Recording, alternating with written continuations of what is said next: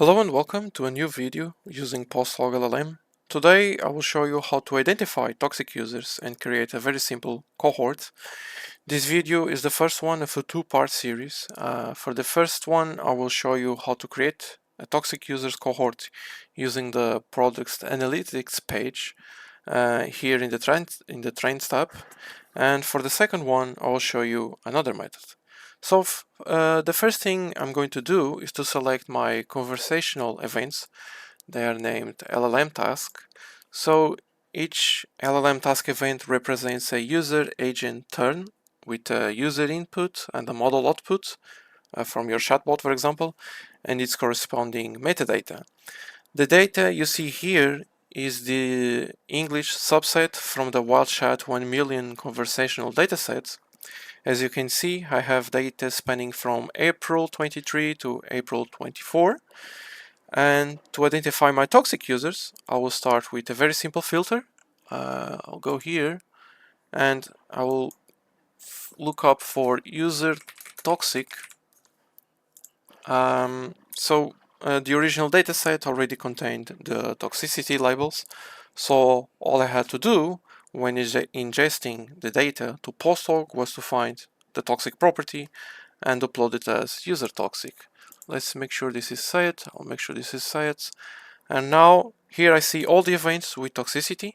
If I click one of these data points, for example here in April 23, I can see all the a list of users and their corresponding conversations where they had at least one toxic event. Let's go inside one of these, and here I have a turn, an LLM task where the user is toxic. Now I can create a cohort here and save this as a cohort, but I won't because I want to find all the users that are toxic in the dataset, not just for the month of April. So to identify all toxic users, I will change the graph type from a time series graph to a bar chart, for example. And now I'm counting all the toxic events in the dataset. I can now click in the chart and now I have all the users from any timestamp that have a toxic event. And now I will save this toxic users as my cohort. As an example, as in a quick example, let's see one quick difference between toxic users and all the users in the dataset. We'll see the average session time between the two groups.